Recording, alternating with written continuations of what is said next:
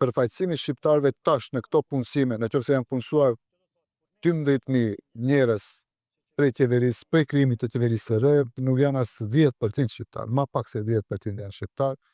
U tërhoq balancuesi, që ne s'deshëm atë, po ishte vendimi i gjykatës kushtetuese, ne sarritëm ligjin për përfaqësim të drejtë adekuat. Ajo tash mbasi dolëm ne e triggeruam që sa më shpejt të sillet, po përsëri kemi plot vërejtje në ligjin i cili është dërguar në Komisionin e Venedikut. Zhgënjimi i madh edhe për ne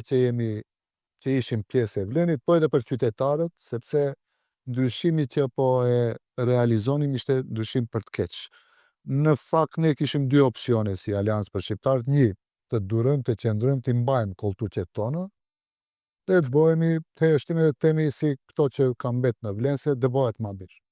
Edhe e dyta që të sinjalizojmë, të alarmojmë edhe të largohemi prej aty, dhe ne zgjodhëm me guximin që e kishim që të themi stop, ne s'jemi më pjesë e kësaj, vazhdoni, ju mund të duroni, unë kur i shoh do paraqitje të